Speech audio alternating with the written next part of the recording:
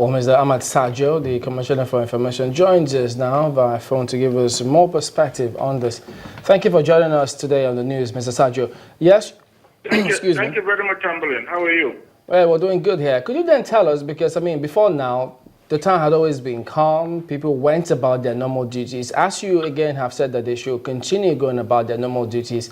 But what kind of communication goes on between the community and security agencies? Do they get any prior knowledge or notification whatsoever about suspicious movements before this attack happened?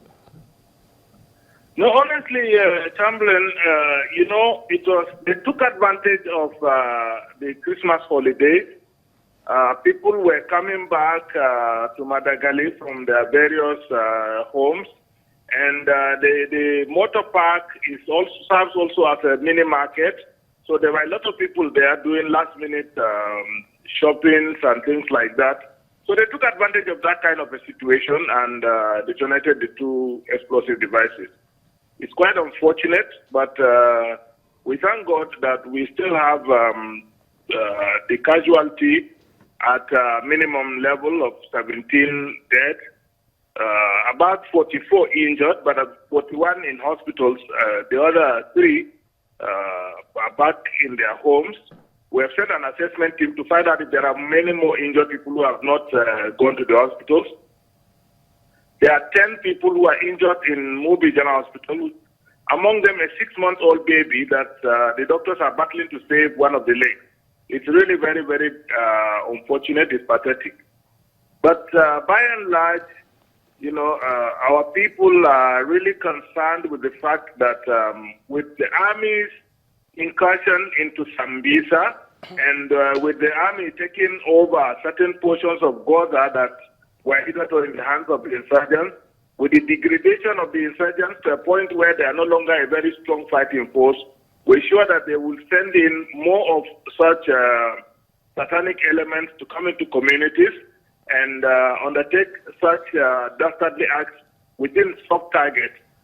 First and foremost, to exert maximum damage on innocent persons, and secondly, probably to gain some publicity for their waning situation, because we are aware that the insurgents as a fighting force are no longer as strong and formidable as people thought at the beginning of the year. So we are praying that the security agents will continue to degrade them to a point where they no longer pose a threat to anybody.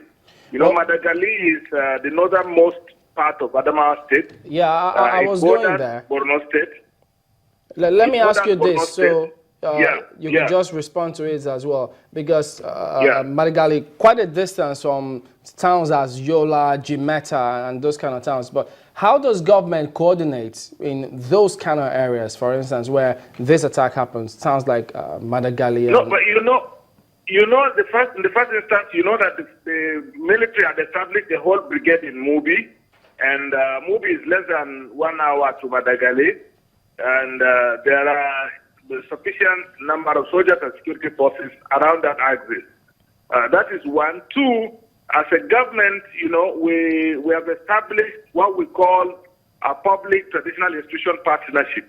We have about 8 graded traditional rulers, 107 district heads. We have 718 village heads, and I think 7,813 ward heads of my Angwas. We have established a system, a seamless system, whereby if we have an information to pass, we pass through this structure and it gets to the community within minutes. So we have activated that structure. All the traditional leadership, the Mayangwas in that place, have been alerted. And today, the assessment team is going to meet with the people, the communities there, the community leadership. They will go and see how many people have not gone to hospitals with wounds at homes. We'll encourage them to go to the hospitals and get proper treatment so that they don't get infections like tetanus and the rest.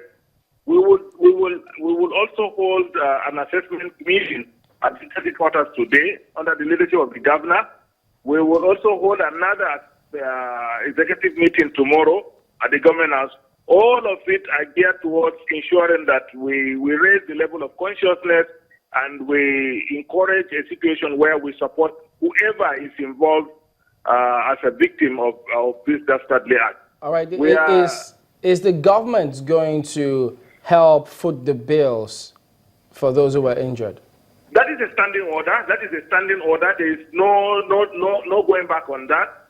We have already made arrangements. We have provided emergency facilities in all hospitals owned by Adamawa State. And sometimes we even extend it to hospitals that are owned by Adamawa State government. That is a standing order. Whoever is a victim of such acts goes to the hospital and receives free treatment. Beyond that, our assessment teams go to homes and even provide support and counseling to people in their homes. We're really very serious about this because we are concerned that human lives are concerned, people are affected, and these people have a responsibility. We have a responsibility for these people as a responsible government, and we'll continue to discharge our responsibilities towards them. All right. Thank you very much indeed. Amasajo, Commissioner for Information in Adamawa State. Thank you, and compliments of the season. Thank you.